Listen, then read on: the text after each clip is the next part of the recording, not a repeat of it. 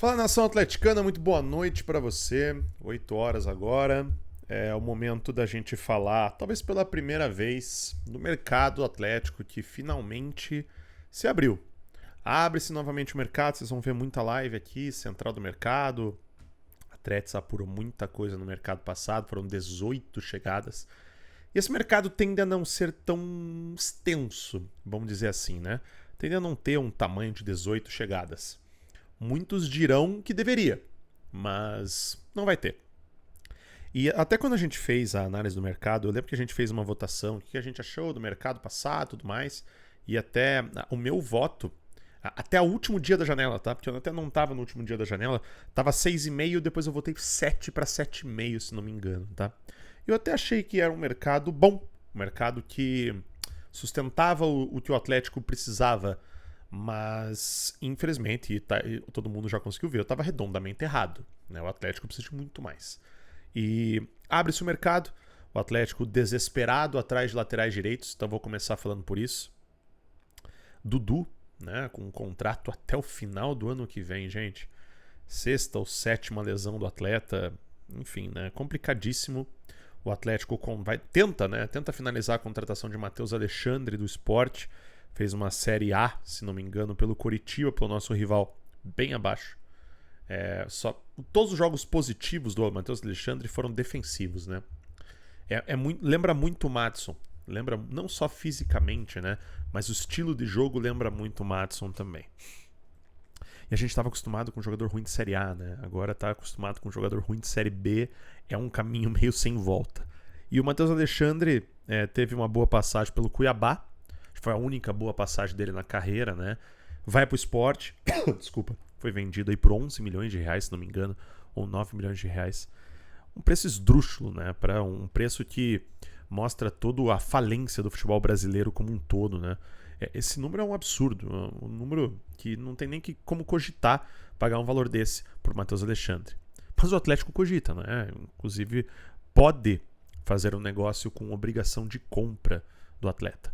Outros laterais, aí o Atlético agora aguarda costurar o acordo com o Sport para no dia 2 de junho. Dia 2 ao dia 10 de junho, a primeira das duas janelas que vem pela frente, o Atlético tenta essa contratação.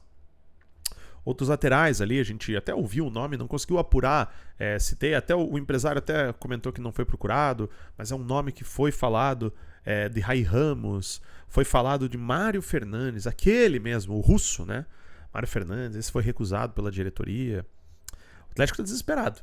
Desesperado atrás de um lateral. Qualquer lateral que agregue tá valendo. Então mandem seu currículo se você é um lateral que agrega. O João Eduardo Corrêa subiu até o Cauã Moraes, né, lateral direito da base do Atlético, para fazer parte do elenco, porque não tinha a menor condição de manter Palácios e Dudu. E o Beleze também na função. Né? O Atlético olha para um zagueiro também. Acho que é importante a gente trazer aqui que o Atlético visa alvos de Série A. Alvos que jogam a Série A. Acho que é melhor colocado, né? Jogar Série A, estar jogando Série A não quer dizer que você é de Série A. Só lembrar o nosso time do ano passado. Dos 40 jogadores que a gente tinha quantos de Série A? Pouquíssimos. Pouquíssimos. Desse ano, então, menos ainda. Né? Acho que dá pra cravar se tiver 2, tá? Ou 3 no máximo. E não sabe nem se fica nessa janela. A gente já vai falar sobre isso. Então, assim, o Atlético visa jogadores que estão jogando Série A. É bom para o mercado, é bom para passar uma imagem, é bom para passar tudo isso, mas nada além disso. Não há hoje... desculpe pelo meu nariz, tá, pessoal? O nariz está trancado, porra, difícil aqui. Não há hoje uma clareza do que trazer e por que trazer.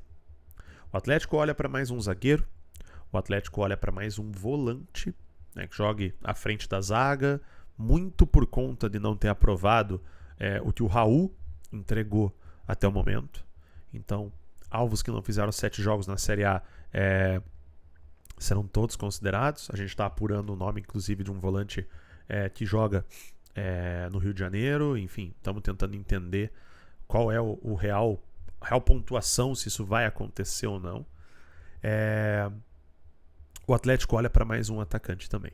Então, até onde a gente tem informação, a gente está falando de 4 reforços. É claro, o melhor reforço seria o trabalho encaixar. O trabalho do João Eduardo Corrêa é encaixar. o Atlético conseguir se estabilizar. Se ele conseguir se estabilizar primeiro na Série B, parar com esse perde e ganha. Perde 2, ganha 1, empata, perde. Ter uma estabilização de pontuação. Com isso, ele vai obviamente estar no G4. Porque essa é uma Série B extremamente regular, equilibrada. E equilibrada por baixo, tá? Nivelada muito por baixo. Os times não tem nenhum time absurdo. O Goiás está liderando a Série B. O Avaí é muito bem na competição também. O Remo muito bem na competição. Para mim, a grande surpresa do ano é o Remo. Com alguns jogadores bem interessantes, né? Experientes, jogando bem. Legal aí pela torcida do Remo. E é um contraste, né? O Remo lá em cima e o Paysandu lá embaixo, né? Contraste da região do norte do Brasil. Então, se você tiver uma concepção que os primeiros alvos do Atlético para essa janela é transformar o elenco, tirando jogadores que não servem na Série B para jogadores que atuam em Série A, na teoria, isso tende a melhorar o nosso elenco. Teoricamente falando. Na prática a gente vai ter que ver. Mas assim, esperem realmente de 3 a 4 contratações. O Atlético entende que 4 contratações que ele fez no começo do ano, com o Dudu, com o Palácios, com o Raul, com o Leozinho, não deram certo. Isso já mostra bem os caminhos que o Atlético vai seguir. Pelo lateral, pelo modelo, estilo de volante, pelo estilo de atacante. E eu acredito fielmente, né, a informação que a gente tinha, é um jogador que possa fazer tanto a ponta quanto a centroavância, como a gente gosta de dizer, né? Então, assim, é uma situação que nos deixa pensativos. Será que esse elenco atual é o suficiente para subir? Essa pergunta até o momento está sendo respondida com não. Não. Não tem muito mais o que eu falar. Agora, será que com esses reforços muda essa concepção, esse perfil, esse caminho que o Atlético está seguindo na Série B? Não sei. Para finalizar esse vídeo, né, e a gente vai trazer vídeos individuais, vai trazer muita coisa para vocês, e assim que tiver confirmações de nome, a gente vai trazer e vai fazer análise aqui. Mas é muito cômodo para a gestão do Atlético, mais uma vez, colocar o trabalho do diretor de futebol em xeque. Longe de mim aqui, Vinícius, ficar defendendo o Possebon, tá? Não vou defender. Estamos na Série B, eu não vou defender ninguém na Série B, tá? Pode ter certeza disso. Não vou passar pano pra nenhum jogador, nenhum treinador, nada na Série B. Cansado, porra, ano estressante pra caralho, tá todo mundo puto. E a torcida tem que ser a primeira vertente de quem tá mais puto. Tem que ser a torcida. E está. Mas o que eu trago pra vocês é: que comodismo colocar tudo nas costas de novo do senhor diretor de futebol, hoje Rodrigo Possebon. São os mesmos erros que fizeram a demissão de André Mazzuco ano passado e o ano do nosso futebol praticamente acabar. Ah, mas Furlan, foi por causa disso que a gente caiu? É difícil falar, né? Porque existe o imponderável da bola, né? Pô, pode ter sido as contratações que ele trouxe, que ele queria trazer, né? Poderiam não jogar nada.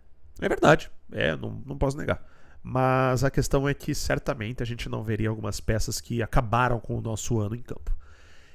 E esses alvos foram negados pela diretoria. Esses alvos foram considerados caros. Quão caro está sendo esse ano de 2025 para você? Quão caro está sendo uma Série B? E o quão caro seria ficar na Série B? Essa é a pergunta que fica para eu poder fechar esse vídeo aqui. Não caiam nessa, gente. Não caiam. Se as contratações não vierem da forma que é para ser e bababá, não culpem quem não deve ser culpado. Quem tem que ser culpado é quem está acima. Quem libera o dinheiro, ó, a grana. Senão, todo mundo é marionete. Todo mundo é marionete. E assim, difícil ficar falando. A gente tem que orar, rezar, para que a nossa espiral se torne positiva, né? Isso vem de uma possível vitória contra o Vila Nova, um duelo duríssimo contra o Vila Nova, um time que vem batendo na trave 2, 3 vezes em Série B e não sobe. Esse ano pode ser o deles. Espero que com a gente. Mas vai ser muito duro ganhar lá no Oba, lá do Vila Nova, tá bom? Se ganhar, vamos ver. Tem um jogo contra o Brusque depois, quem sabe para dar uma confiança, até dar uma sequência ao trabalho do João Eduardo Corrêa? Pode ser. Mas não dá para duvidar de absolutamente nada de um time que é comandado por uma pessoa que é tempestiva. Se ela definir que o técnico vai ser o Lisca doido, vai ser o Lisca doido. Se ele definir que é o Jorginho, é o Jorginho. Se ele definir que é o Luxemburgo, é o Luxemburgo. E ele não vai perguntar isso para ninguém. A decisão vai ser 100% dele. Beleza, meu povo? Vamos esperar. O mercado começou. Os alvos, as posições, já passamos algumas coisinhas para vocês. Em breve a gente traz com exclusividade muito mais. Deixa o seu like aqui se você gostou do vídeo, se você gosta do nosso trabalho. Se inscreve aqui também. Compartilha, manda naquele grupo e tudo mais.